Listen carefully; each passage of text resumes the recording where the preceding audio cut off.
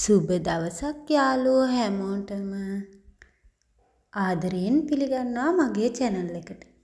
ඉතින් මං අද ඔයාලත් එක්ක බෙදා ගන්න හිතුවේ අකී බබයි මමයි හදපු රසම රස වටලප්පන් එකක් ගැන. ඉතින් එන්නකෝ බලන්න. මෙන්න මේ වගේ මම සාමාන්‍යයෙන් ලොකු බිත්තර 3ක් වෙන වෙනම කඩලා දාගන්නවා. වෙන වෙනම බිත්තර කඩා ගන්න ඕනි. මොකද නරක් වෙච්ච එක බිත්තරයක් හරි අහු වුණොත් අපිට බිත්තර ඔක්කොම විසි කරන්න වෙනවා. ඉතින් මට ඒ වගේ වැඩක් වුණ නිසා තමයි මම දැන් වෙන වෙනම කඩලා දාගන්නේ.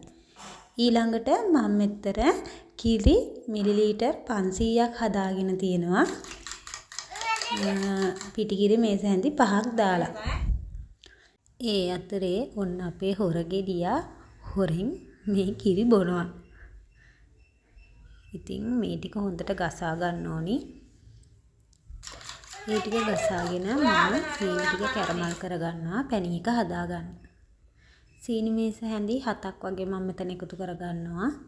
සීනි ටික හොඳට කළු වුණාට පස්සේ ගොඩක් කර වෙන්න නොදී කළු වුණාට පස්සේ උණු වතුර එකතු කරලා නැවත සීනි මේස හැඳි 2ක් වගේ දාගන්නවා. පැණි රස මදි නිසා. ඊළඟට මෙන්න මේ වගේ බුබුලු දාගෙන ඉද්දි පැණි පදම ආවම ලිප ඕෆ් කරලා මේක චුට්ටක් නිවෙන්න තියා ගන්නවා මම. මේ බලන්නකෝ එයාගේ කෝලම. එයාත් ඉතින් කෝලම් කර කර ඉන්නේ මේකම කරන්න බලාගෙන තමයි. ඉතින් ඔන්න පැණි ටික නිවුණට පස්සේ පැණි එකත් එකතු කර ගන්නවා. මම මේකට වැනිලා තේ හැන්දක් වගේත් එකතු කරගත්තා.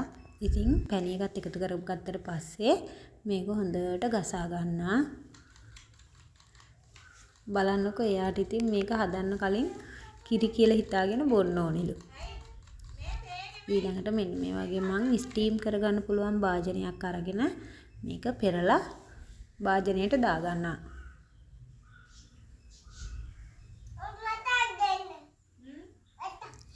ඊළඟට මේක පෙරලා දාගත්තට පස්සේ ලන්ච් ෂීට් එකක් අරගෙන මෙන්න මෙහෙම වහලා රයිස් කුකර් එකේ පැයක් ස්ටීම් කරගන්නවා.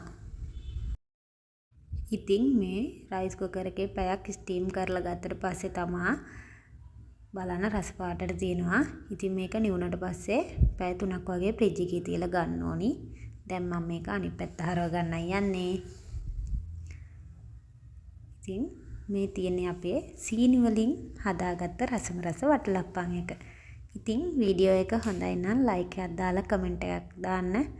දැනුඹුවට බොහොම ස්තුතියි.